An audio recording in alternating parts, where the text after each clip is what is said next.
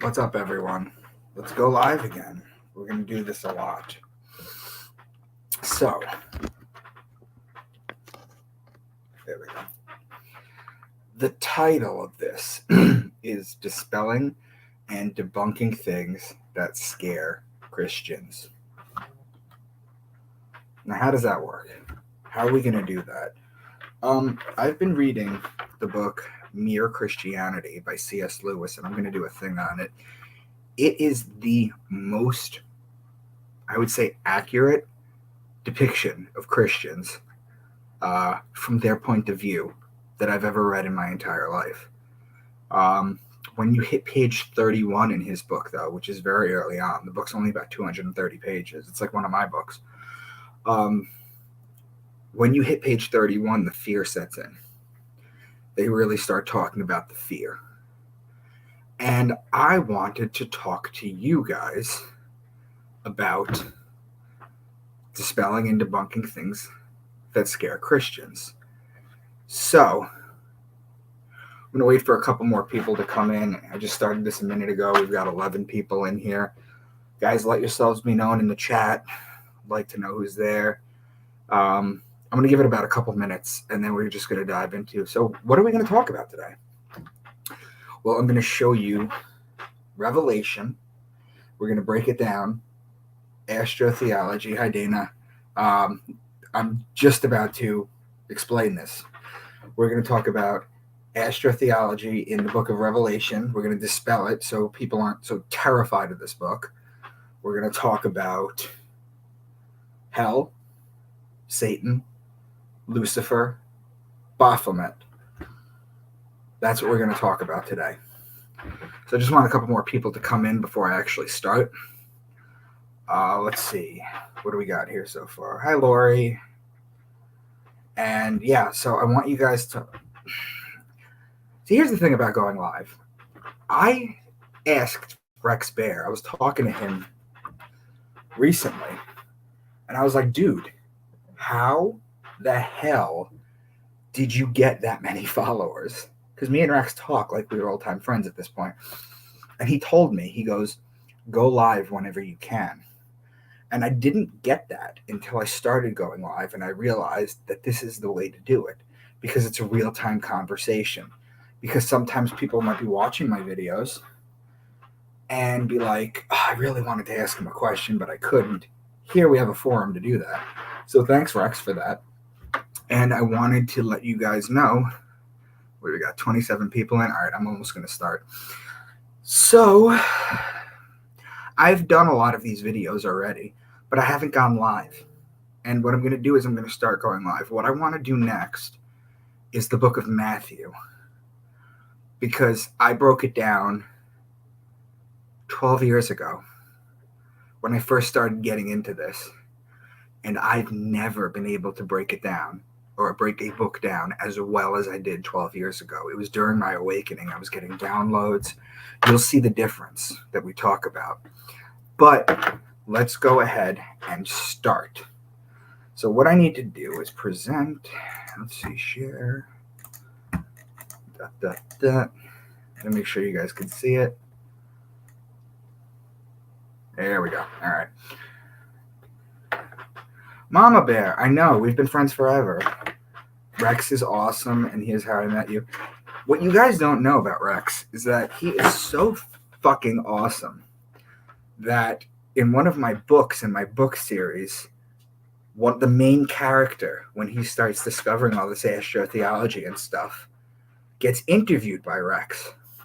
And I wrote a conversation between the character and Rex, talking as Rex.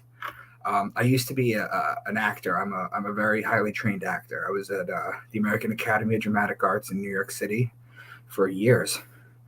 And I learned how to develop characters, read characters, and I have a degree in writing. So that's basically what I did. So I wrote Rex into it, and he loved it. So if you guys want to get into the books, that's fine. But let's go ahead and start. So let's start with the book of Revelation. Why is it so scary? Why do people take it so literally? Why do some Christians tell you that it doesn't belong in the canon. Well, that's interesting. Let's see. So let's go over the 12 signs, guys. Let's start with Aries, where the year begins. Aries is the ram. And in Aries, you have March 21st, which is the spring equinox. It's a 12-hour day and a 12-hour night. It's also the Passover, or the passing over of the sun over the equator. That's the Astro-theology Passover, and back on its way to its height in the summer solstice. In Christianity, the passing over becomes the resurrection of God's Son. In Judaism, the Passover is when the angel of death passes over all the houses in Egypt. Anyone that doesn't have the lamb's blood smeared on their doorposts. Remember, a lamb is a baby ram. So what they're telling you there is that the people who smear the blood are the people of Aries, the Jews, not the Egyptians, who are the people of Taurus. And we can get into that whole thing with Moses and the golden calf being the sun in Taurus, but I'm not going to do that right now. We're going to stick with Revelation. So keywords: ram, lamb, shepherd, or ram's horn. That's Aries. Then Taurus is the bull. And when you look at the sky and see Taurus during this season, let's just make it real simple, guys. You see the bull above, you put the plow on the bull below. It's as above, so below. So that you can harvest in Virgo and Libra. So whenever you hear about bull, ox, calf, or cow, you're talking about Taurus. Gemini is the twins. It's a story of Castor and Pollux Troy, whose sister was Helen of Troy. It's a story of Achilles. So whenever you hear twins or brothers, you're talking about Gemini. Cancer is the crab, and it's the sideways moving creature.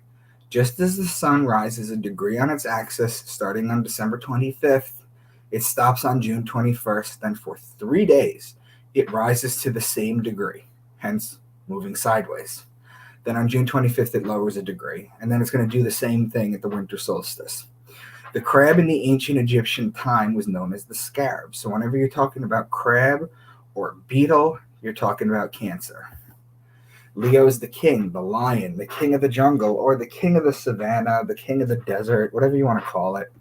The ruling planet of Leo is actually the sun. So whenever you're talking about lion, lioness, or cub, you're talking about Leo. Virgo is the woman holding the wheat stalk. Remember before when saying you plant in Taurus, right? Well, the virgins would cultivate the wheat in Virgo in order to make the bread for the year. So whenever you hear virgin, wheat, grain, seed, barley, corn, these are all grainy things that at the time that these holy texts were written in the northern hemisphere at their latitude during Virgo, that is when all this was cultivated. And you can look that up yourself. Still to this day, look up when wheat, grain, barley, corn, when it's all cultivated. You'll find that it's going to be in August, end of August, September. Now, let's just make our way through this. And guys, I know that you feel like I'm drilling this into you every single day, but I want you to be able to do this in your sleep. That's why I do this, because when you understand the 12 signs, eventually I won't need to bring up the 12 signs anymore like this, and we could just start. Libra is the justice, the scales, the balance, the just one. The reason it's the justice is because it judges God's sun as it passes over the fall equinox and begins its descent into winter, into cold, into death. So imagine this is through the zodiac. These are the equinoxes. In the spring, it's going to pass up. And it's being celebrated because it's going to go to its height, its kingdom. But on this side, in Libra, it's going to pass under. Still pass over, but pass under. And it's being mourned. It's being sentenced into winter, into cold, into death. Libra is also wine season, which when you plant for the grapes in Taurus, you could press the wine here. So whenever you hear, it's also olive oil season. That's when you crush the olives to make the oil. All law-related things, all wine-related things, all olive-related things, this is all Libra. Scorpio is the scorpion, and he is the betrayer. When a scorpion bites you or stings you, it leaves an imprint in your skin that looks like a pair of lips. It's why the mafia has the kiss of death. And it's why Jesus was betrayed by Judas with a kiss. The idea is basically this. It's going to leave lips on you. So it looks like a kiss. But the kiss is full of poison. So that's the deep metaphorical betrayal that they're talking about. If you've ever heard the story of the woman who saves the snake, and the snake ends up biting her at the end. And he was like, well, you knew I was a snake. It's the same thing with the Scorpio. So the sun is judged in Libra and betrayed in Scorpio. Finally, in Sagittarius, this is where the bow and the arrow shoots the sun and inflicts further punishment on the sun. This is where the sun dies. Why? Because on December 21st, the sun is at its lowest point. It cannot rise any lower. It's dead. It's the dead of winter. It remains at that lowest level for 3 days, which is why Jesus was dead for 3 days.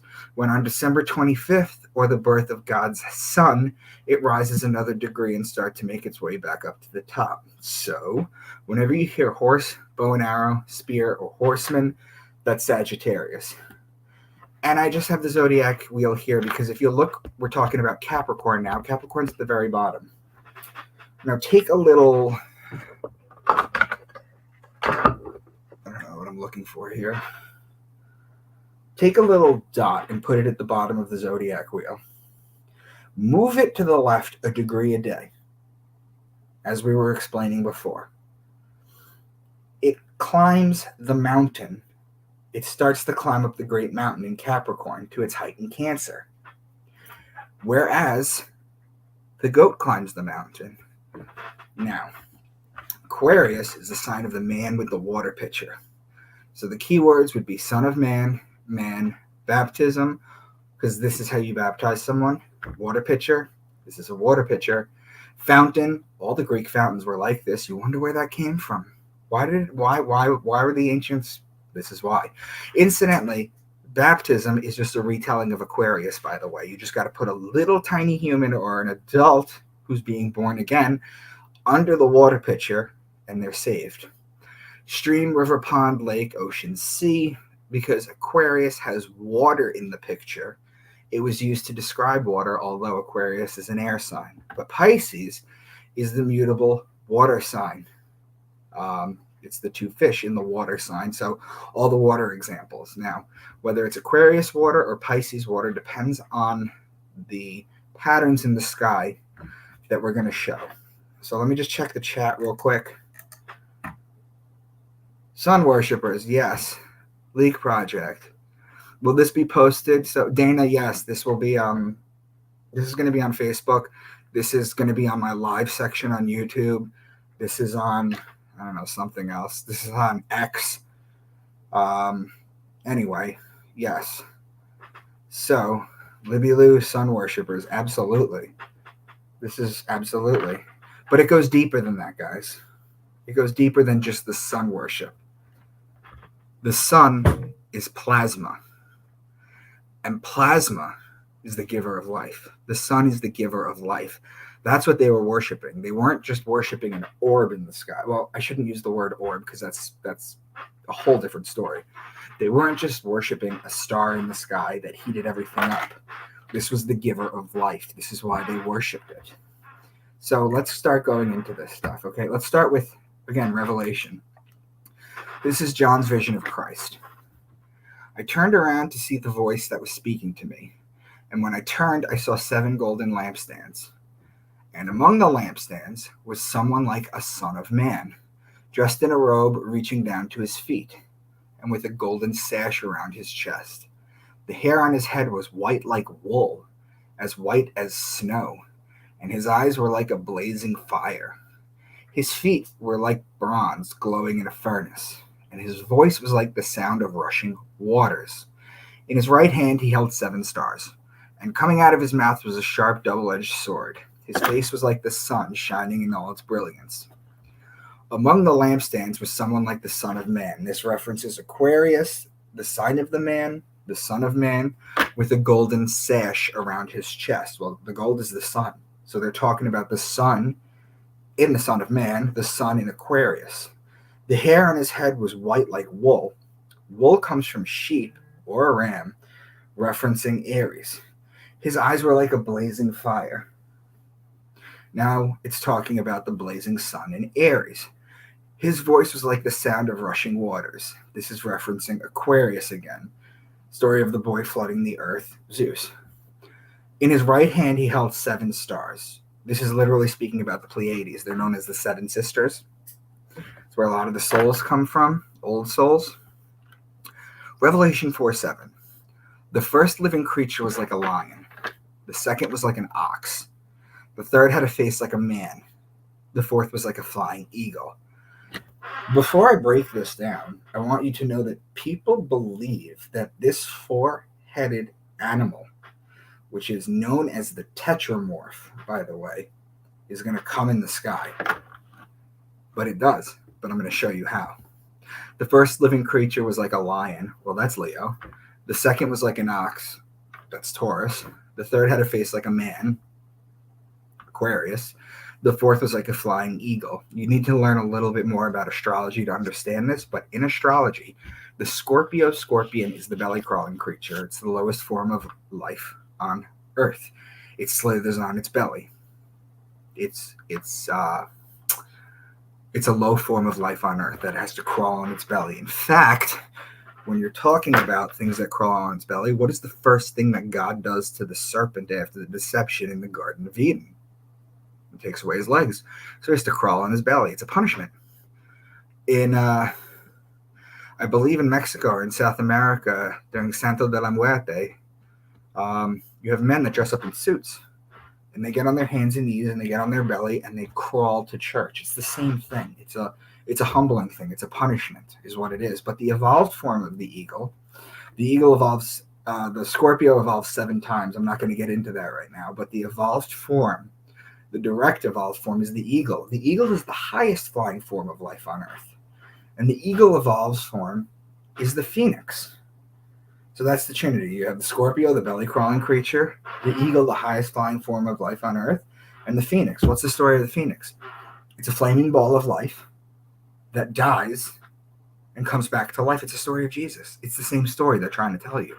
So the eagle becomes Scorpio. Now, Leo, Taurus, Aquarius, and Scorpio are the 4 fixed signs of the zodiac. In astrology, you have 3 different types of signs because you have 12 signs, 4 seasons. So there's 3 signs in each season. It's just simple math. Now, the first sign in the season is known as the cardinal sign, which is why you have cardinals in church.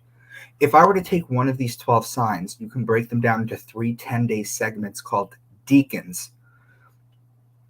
Again, this is why you have deacons and cardinals in church. It's astrology. The first sign is the cardinal sign. The second sign is the fixed sign, and it's called the fixed sign because it's in the middle of the season. The fixed signs. Leo is in dead summer, Taurus, spring, Aquarius, winter, and Scorpio, fall. They're the 4 fixed signs. So we're going to go ahead and read this again. The first living creature was like a lion. The second was like an ox. The third had a face like a man. The fourth was like a flying eagle. So is there a 4-headed animal in the sky, guys? Or is it... Oh, and I forgot one important thing. Leo the lion and Aquarius the man are opposing signs. Taurus the ox and the eagle, or Scorpio, are opposing signs. So is there going to be a 4-headed creature in the sky? Of course there is, but it's going to make this pattern right here. The 4 fixed signs. Rotate it a little bit, you'll see it makes a cross. Now, Revelation 5:5. Then one of the elders said to me, "Do not weep. See, the Lion of the tribe of Judah, the Root of David, has triumphed. He is able to open the scroll and its 7 seals."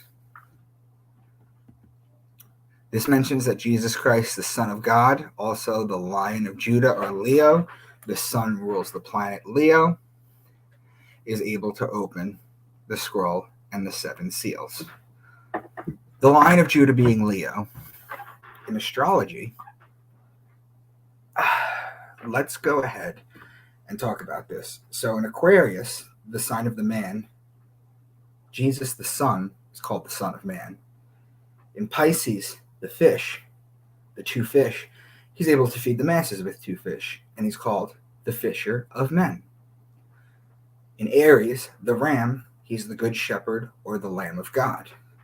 In Cancer, St. Augustine, who Christians love to quote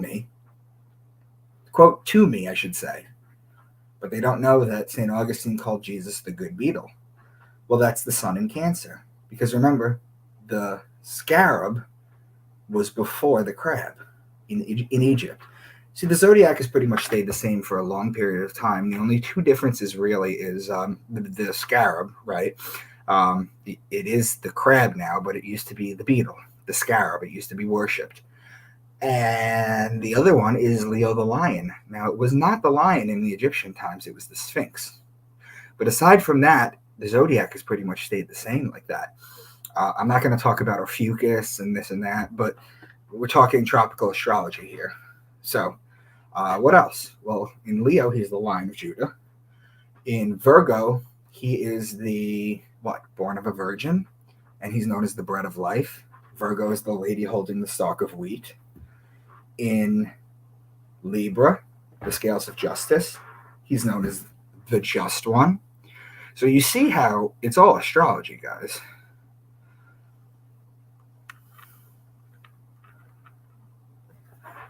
Anyway, let's continue. Revelation 6:1. I watched as the Lamb opened the first of the 7 seals. Then I heard one of the 4 living creatures say in a voice like thunder, "Come." Interesting enough, too, because what you guys don't know is in Hebrew, the word for thunder translates to voices. I don't know if you knew that, but the word for thunder in Hebrew is voices. So when Moses is up there and he hears the rumbling, all the thunder, they thought it was voices. They thought God was talking to him. Anyway, so the Lamb opened the first of the seal. Do you know why the Lamb has to open it? The Lamb of God. The Sun has opened the first seal while in Aries. But why? Well, Aries is the beginning of the year. That's why it has to open the first seal. Revelation 6:2. I looked, and there before me was a white horse. Its rider held a bow. Guys, who is the rider on the horse with the bow and the arrow? Would that be Sagittarius? Just saying. Before the Lamb, okay. Then I heard what sounded like a voice among the 4 living creatures, saying, 2 pounds of wheat for a day's wages, and 6 pounds of barley for a day's wages, and do not damage the oil and the wine. Oh, I didn't actually write an explanation, but I can do this in live time with you. 2 pounds of wheat for a day's wages. Well, the wheat is Virgo, and the barley is Virgo. But what about the oil and the wine? Well, I explained to you that the grapes and the olives are both Libra. Well, guess what? They're talking about Virgo first and then Libra. And then guess what? Those two are connecting signs on the zodiac. I watched as he opened the 6th seal. There was a great earthquake. The sun turned black like sackcloth made of goat hair. The whole moon turned blood red. And the stars in the sky fell to earth as figs dropped from a fig tree when shaken by a strong wind. It's important to know, guys, too, as I'm relating this to other things in the Bible, too, while I continue. There is not one mention in the Bible that the fruit that damned Adam and Eve was an apple. There's no mention of it that it was an apple. It's inferred that it's an apple, but many scholars and many people would like to tell you that it was a fig, just like Buddha got enlightened under the fig tree. You know, we could talk about this all day. We could talk about how Abraham and Sarah are really Brahma and Saraswati, but we're not going to do that for this particular episode. So the sun turned black like a sackcloth made of goat hair. The moon turned blood red. Figs dropped from a fig tree. Well, the goat is Capricorn, and it's black because Saturn is the ruling planet of Capricorn, which is known as the black planet or the black cube. The Jews wear a black cube on their forehead, and the Muslims worship around the Kaaba, which is a black cube. It's Saturn worship. The moon turned blood red. Directly across from Capricorn, its opposing sign is Cancer. Cancer's ruling planet is the moon. So the first time figs are good to eat are in June or Cancer. The second time they are good to eat is August to October, which is basically Libra. Revelation 7:4. Then I heard the number of those who were sealed, 144,000 from all the tribes of Israel. There are so many interpretations on this, including the Jehovah's Witness, who believe that only 144,000 people are predestined. So when you're born, you're already destined to go to heaven or hell. But only 144,000 from all the tribes of Israel. They'll tell you there's 12 tribes, so there'll be 12,000 out of each tribe? That scares a lot of people because people want to continue to be good even though they're predestined to go to hell because they don't know. It's confusing. It's scary. I get it. If you don't know what you're reading, it's a scary thing. There are 7 chakras. No, there's actually more chakras. There's actually, I think, 12. It's 7. It's your 7 major ones, and then there's 5 on the perimeter too. There are 7 chakras. The root has 4 petals. The sacral has 6. The solar plexus has 10. The heart has 12, and the throat has 16, which equals 48. The third eye chakra is represented by 96 and only has 2 petals because it's 2 times as powerful as the lower chakras. 48 times 2 is 96. Now, the crown chakra is 1,000 times more powerful than the lower 6 chakras. When you add the lower 6, you get 96 plus 48. That's your 144. You times that by your crown chakra. That's where you get your 144,000. What they're trying to tell you, literally, it's supposed to scare you. But what you have to understand is when you've activated all your chakras, that's when you get to go see God. I mean, they show you this in Ezekiel's vision of God. You're talking about activating your crown chakra and your pineal. So, Revelation 9:3.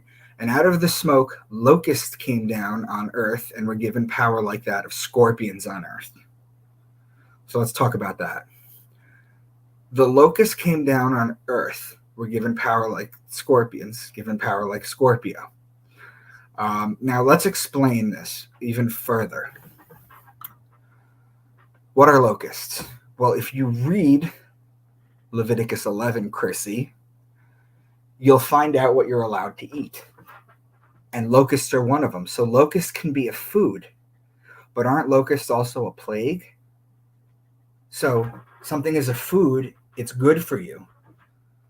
But then on the other hand, it can also be a plague if there's too many of them, right? You can see how it could be a betrayal. That's the betrayal they're talking about. That's why they say they give him power of scorpion. The Scorpio's power is to betray. That's what it does. So you go from a food source in Leviticus to a pestilence, right? So there you go. Revelation 9:7. The locusts looked like horses prepared for battle. On their heads they wore something like crowns of gold, and their faces resembled human faces. Their hair was like women's hair, and their teeth were like lions' teeth. They had tails with stingers like scorpions. I'm going to explain it to you guys, but you're at this stage, if you've been following me long enough, that you can already pick out some of the words. You may not know where the pattern is, but you can definitely pick out the words. The locusts looked like Sagittarius. They wore a crown of gold, or the sun in Sagittarius. Sagittarius is the man on the horse with the bow and the arrow. Their faces resembled human faces. Their teeth were like the teeth of lions. That's Leo. They had stingers like scorpions. Now, Scorpio and Sagittarius are connecting signs. So, Revelation 12. A great sign appeared. Well, let me take a minute and check the comments. Hold on. No bugs. No bugs. Yeah, so when you guys see like the World Economic Forum, like talking about how grasshoppers have so much protein and make you so strong, realize that it's biblical. That's where they get it from. Let me see what we got going on here. Hold on. Leak projects, sun worshippers, peace and respect. My God, yes. Aquila, the eagle, later becomes Scorpio. Well, demolish. Let me actually show this. Let's take this a little further. Aquila, the eagle, becomes Scorpio. Sometimes there are multiple of the same animals in the heavens, like this. Aquila, which is I think it's in the middle of the hemisphere. The eagle later becomes Scorpio. So you have 2 eagles. You have Scorpio manifest, and you have Aquila. But you also, for example, have serpents, right? You have Ophiuchus, who is the serpent. When you're talking about Ophiuchus, it's a man holding a basket with a snake in it. And the snake is facing this way, towards Sagittarius. So in the Bible, when they say to you that the serpent will bite the heel of the horse and the rider will fall off, they're talking about Ophiuchus biting, because its head, its mouth is right there with Sagittarius. So it's going to bite the horse, and then the rider's going to fall off. It's just a star poetry. But we're talking about, we have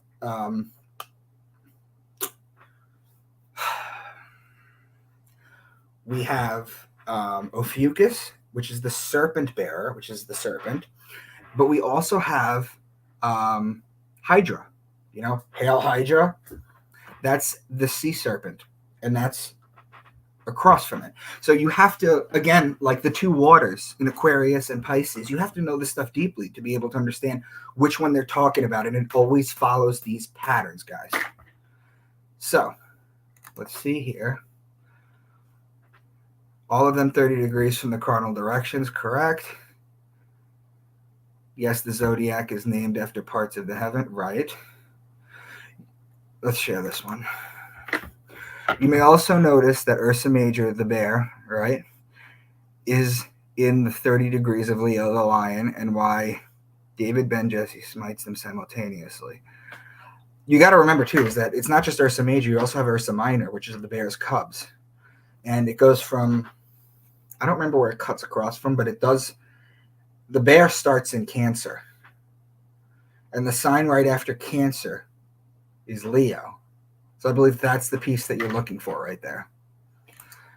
This makes the most sense of anything. This makes the most sense of anything I've heard. Dana, we're just getting started. Follow me on YouTube. Follow me on social media. I'll send you some stuff. I promise. Reach out to me, girl. It's a vibe. Chrissy. Libby Lou. Dag, thanks for breaking this down. I've been waiting for an explanation like this. Hell yeah. We're not done. No bugs. Dana and Christy say no bugs. All right, so let's get back to this, okay? A great sign appeared in heaven. A woman clothed with the sun, with the moon under her feet, and a crown of 12 stars on her head. She was pregnant and cried out in pain as she was about to give birth. Then another sign appeared in heaven, an enormous red dragon with 7 heads and 10 horns and 7 crowns on its head. Its tail swept a third of the stars out of the sky and flung them to earth. Now, there are multiple ways to break down biblical text. Astro-theology is one of them. Anatomical is another one. Alchemical is another one. I can go into that later. But I'm not going to talk about the 7 heads, 10 horns, and 7 crowns, because that is for someone else who masters that, whereas I talk about the astro-theology, right? So let's break this down. Oh, before we break this down, let's talk about this. People think that there's going to be a pregnant woman in the heavens with a red dragon across from her, ready to eat her. Right. A woman clothed with the sun is the sun clothed in Virgo. It's a metaphor, like everything I'm showing you is. These are metaphors, similes, whatever you want to call them. Now, if the sun is in Virgo, the moon will be at her feet. So let me explain this to you guys real quick. There's a 24-hour-a-day clock. There's 12 zodiac signs, right? Each sign will host the sun for 2 hours a day, because 12 times 2 is 24. That's just what the sun does. Now, if the sun is in Virgo, that's between 4 and 6 p.m. The sun is still out. So what they're saying is, if the sun is still out, the moon will be at her feet. Now, we know that the moon is already up, because you can sometimes see it when the sun is up, right? No, it's a metaphor. Because if the sun is up, the moon is at her feet. If the moon is up, the sun is at her feet. Get it? Now, another sign appeared in heaven, an enormous dragon. Its tail swept a third of the stars out of the sky and flung them to earth. To the left is the constellation Draco the dragon. It goes from, more importantly, its tail, which you can see here is enormous, goes from Aries to Sagittarius, which is 4/12 of the signs, or 1/3 of the stars out of the sky. This makes a lot more sense now, doesn't it? Revelation 13:2. The beast I saw resembled a leopard, but had feet like those of a bear and a mouth like that of a lion. There's a constellation called Camelopardalis. It can reference a camel, camelos. Oh, and let me just jump in real quick and remind you guys that the constellations that I'm using right now to explain all this were outlined in Ptolemy's book in 150 AD as constellations we know. Now we know 88 now, right? But they only knew 48 at the time. I'm only using those. And I'm not even using all of those. The constellation that they knew at the time, known as Camelopardalis, can reference a camel, which is Camelos, and leopard, which is Pardalis. So the giraffe used to be called Camelopardalis because they looked at this big spotted fucking thing that's like 20 feet tall and went, that's a camel leopard. I got no other word for it. So Camelopardalis, that's what they did. Okay? But had the feet of a bear. Ursa Major and Ursa Minor represent the great bear and her cubs. So check this out. The Camelopardalis is in Gemini. The bear is in Cancer. Ursa Major, Ursa Minor is in Cancer. So you have Gemini, which is leopard, or Camelopardalis, then the bear, which is in Cancer, and then the mouth of a lion, that's Leo. In this sentence, you have 3 connecting signs. This makes a very distinct pattern in the heavens. So remember that, guys. Then I saw a second beast coming out of the earth. It had 2 horns like a lamb. That's Aries. But it spoke like a dragon. Well, we went over this. Draco's the dragon, and that's from Aries to Sagittarius. So you're basically talking about Aries here. Cargoes of cinnamon and spice, of incense, myrrh, and frankincense, of wine and olive oil, of fine flour and wheat, cattle and sheep, horses and carriages, and human beings sold as slaves. Wine and olive oil is September or Libra. Flour and wheat is Virgo with the wheat stalk. Those are connecting signs. Cattle and sheep are Taurus and Aries. Those are connecting signs. Aries and Libra are opposing signs. Horses are Sagittarius, and human beings are the sign of Aquarius. So, guys, that is Revelation. It's really... Excuse me a minute.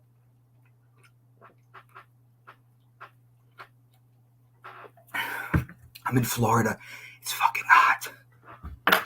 Is there anything to be scared of when it comes to Revelation? It's an encoded astrology book, like everything else that I break down. Let me see if I have any questions before we start talking about the rest.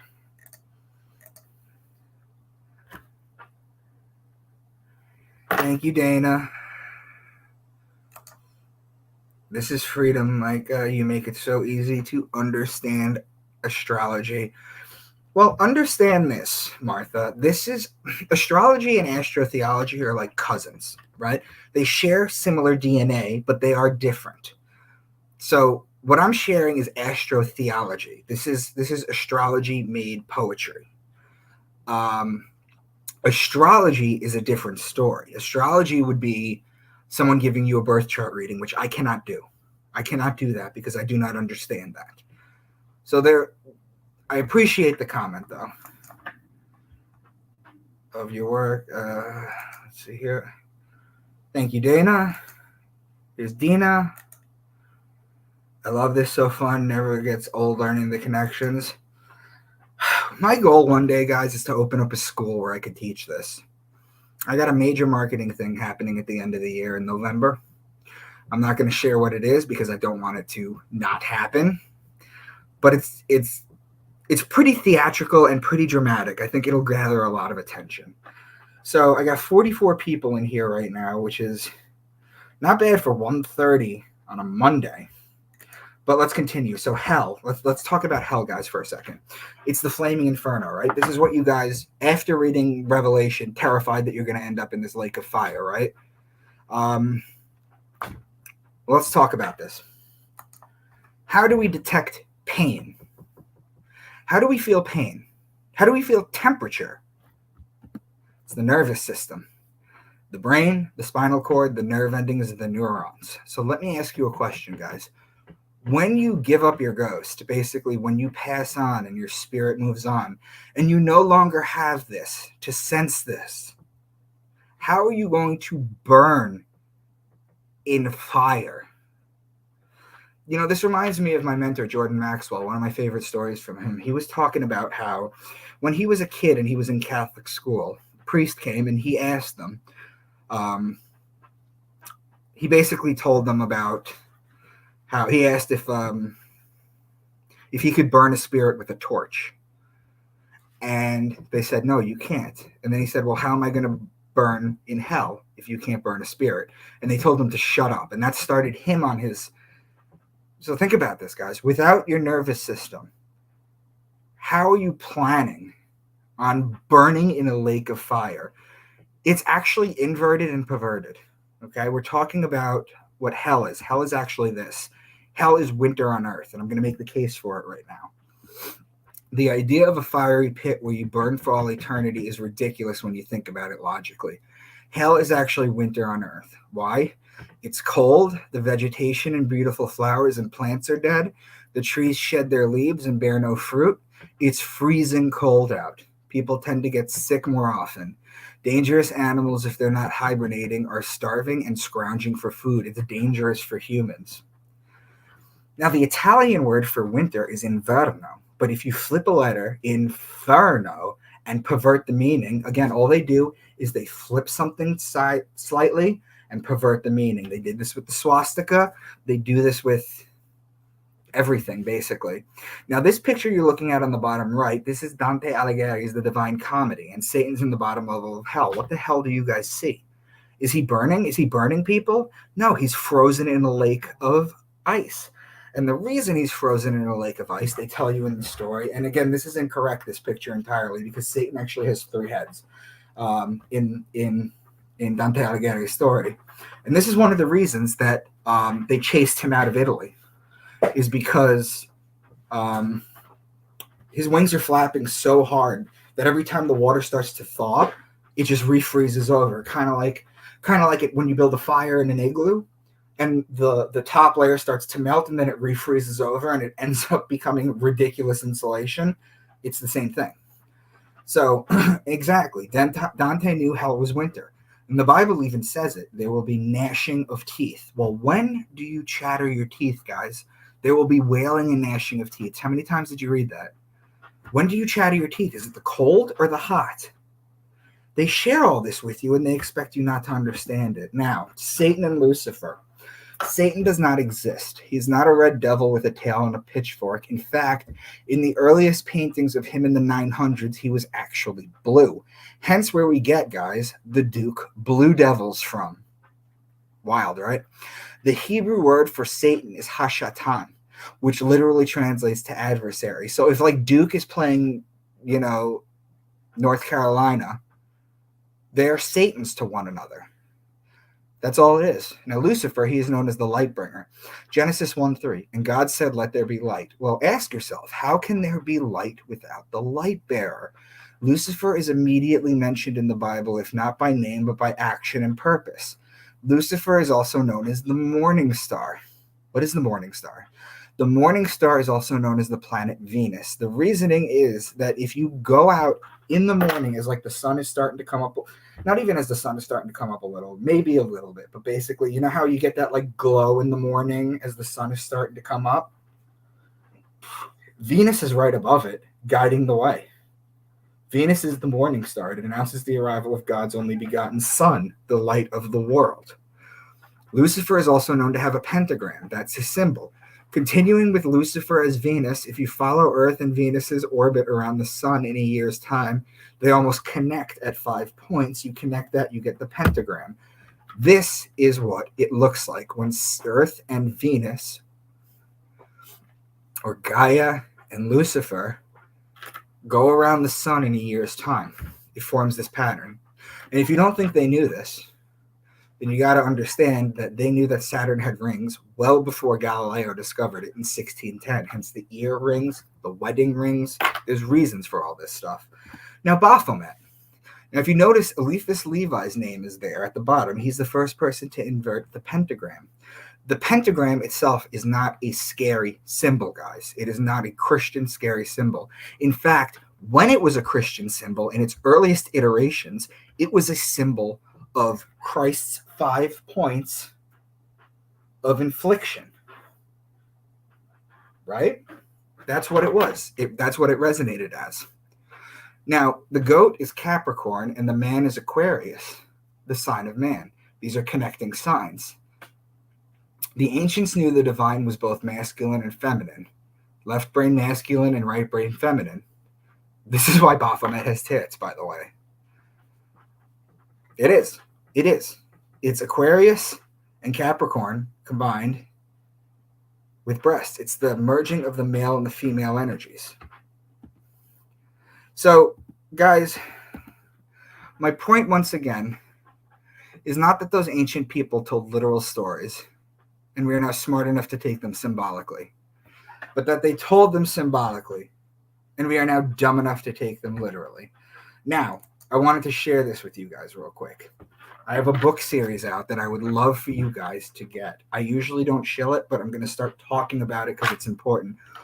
All this kind of stuff that I break down and talk about, I write in story format for people who maybe not ready to receive this information, but will through a fiction story.